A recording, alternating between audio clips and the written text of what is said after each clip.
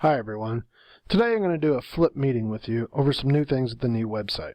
I originally thought about doing this in the PLC on Friday, but we now have been awarded some extra time off due to how hard we've worked last year.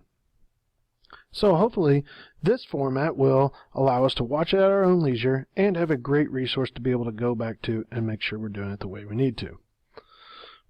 What I'm going to show you today is some of the new features in the new website that allow us to upload documents in a different way.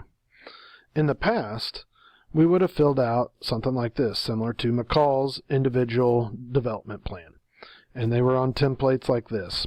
And we printed them out on paper, you signed them, I signed them, then we had to keep this piece of paper, fill it out for the mid-year, fill it out at the end of the year, then scan it in, then upload it and save it to the new website. Big pain.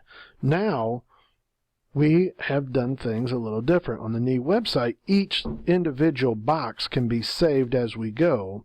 Then I can, for the mid-year review, at the pre-implementation, I can go ahead and approve that. Over the summer, you can do stuff, and then when we come back, the mid-year check, we can add in stuff there and just keep using it as a living document online the whole time.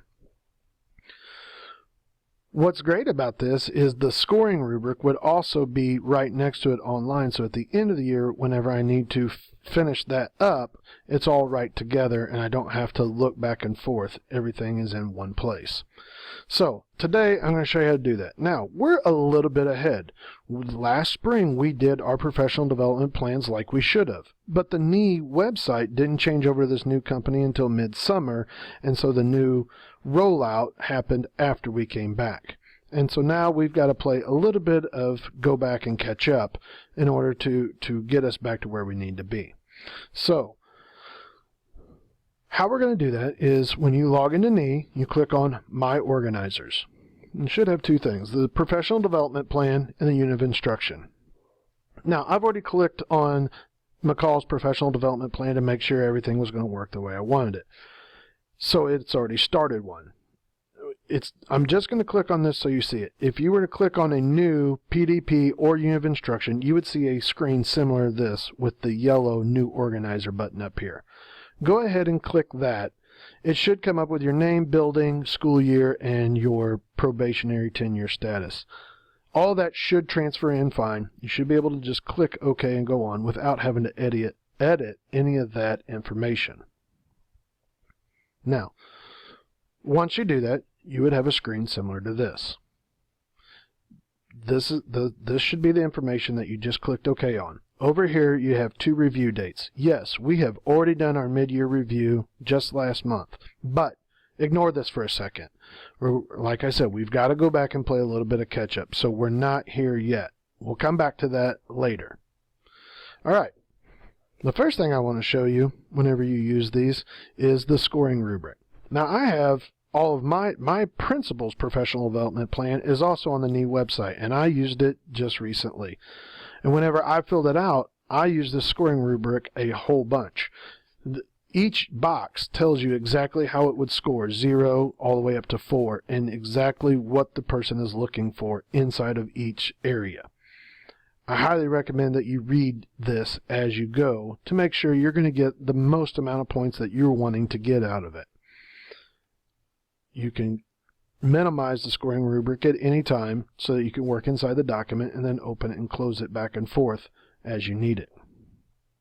Okay, so like I said, we have most of this done as just a simple copy and paste procedure. The thing is you need to be careful is that they're out of order from the old template. This one starts with the CSIP and works down to the building and then down to the NE and then down to the individual, which makes a little bit more sense organizing it this direction. The problem is our old one was not. So you need to skip down and find the CSIP area. And just you need to highlight, right click, copy, and then go back to your other document. Oops. Okay. Click in the box, right click, paste. There you go. Now, as you get done with each box, you can save it. And then it will go to edit. You can always go back in. If you want to put more stuff in or fix a spelling error or something, you can edit it anytime type more stuff in, and save again. It's not set in stone, but it's a good idea to save as you go each box so that your information does not get lost. Now, what I would highly recommend doing is copying it over and then coming in and reading what the box wants and finding out where you want to be. So on a 4, the development plan explicitly focuses on and aligns with building or district goals and priorities. Well, McCall here has picked a CSIP goal and 2 objectives underneath it. I would say that that specifically does that. So therefore, that should score at a 3 or 4 level. Just making sure that I'm going to do as much as I possibly can do. All right. Now you would find your building goals. So click back on your template, and building goals is in that same box. Again, highlight, right-click, copy, go back to your other one, right-click, paste, and then you can save that box. All right. Next is the indicators to be addressed. This should say knee indicators, I think. So right here we have that knee indicators to be addressed, 4.1 and 7.4. Copy and paste them into this box.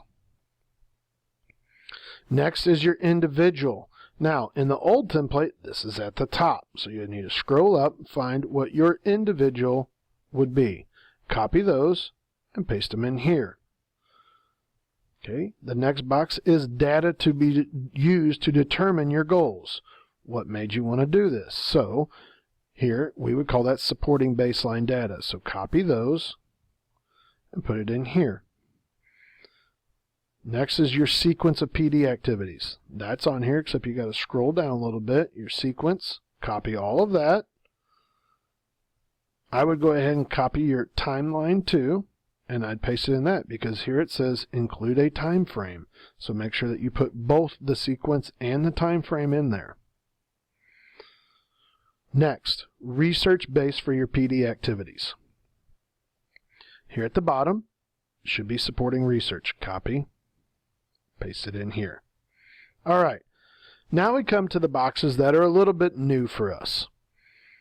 Our old plans didn't have these, but these are things that we have decided need to be part of the process.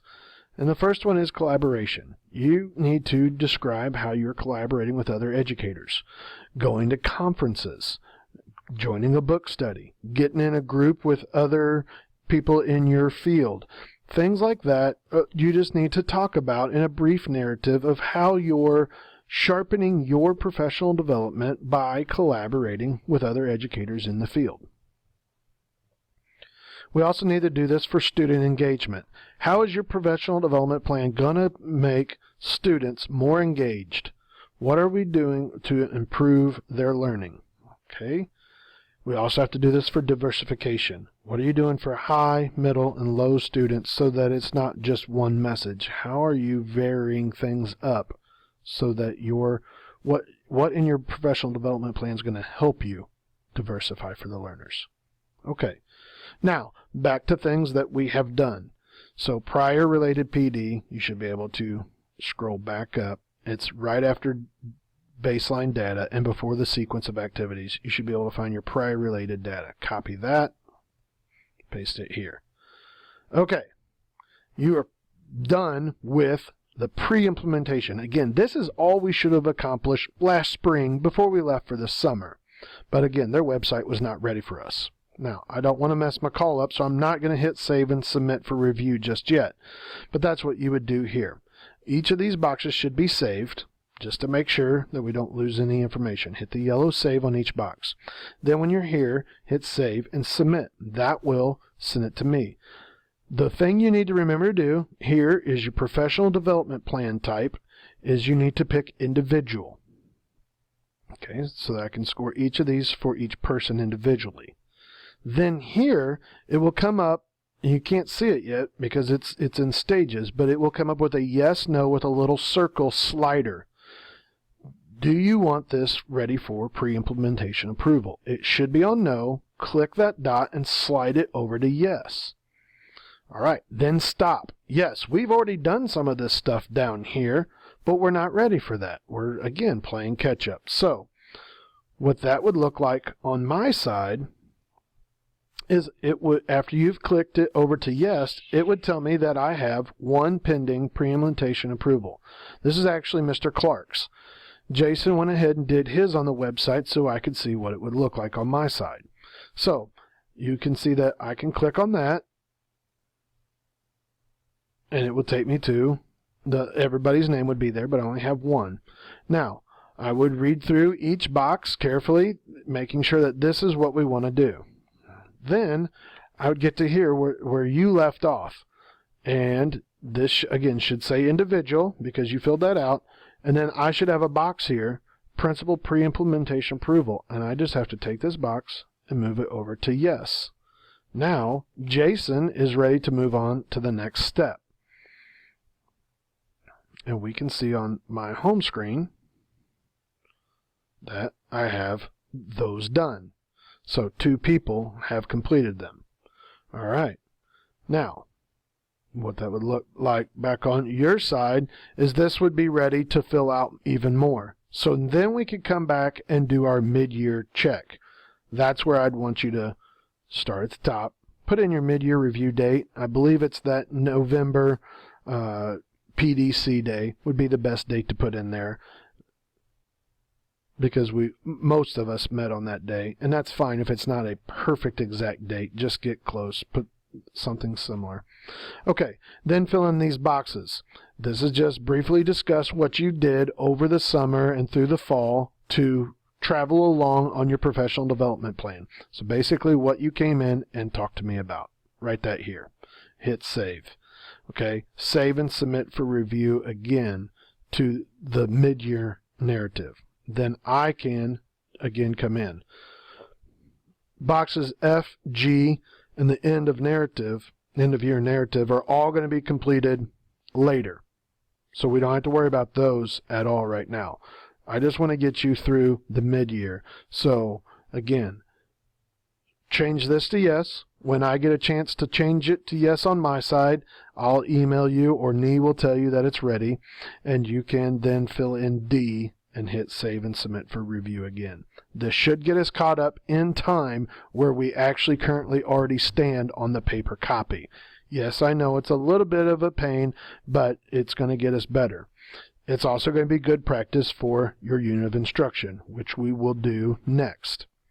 When we come back out of the Christmas break, unit of instruction will be what we finish up. So hopefully you've been working on those all year long, and all we need to do is click on New Organizer, cut and paste those things in from your old template, and then we can get that done just in time. If you have any questions, email me first or come down and check and see if there's anything I can help you with. I've done this some. Mr. Robertson has learned to grade them and send them back to me, and just as I've learned to fill these forms out and go on. And so, again, a couple of teachers have already used it, and we haven't had too many issues, so I think we should be okay. Good luck, and hopefully this broadcast was a bit better way to get it than all of us having to get together in one room and get confused. Hopefully this is at your pace. If you have any questions or comments about how this went, I would definitely love the feedback. Thank you.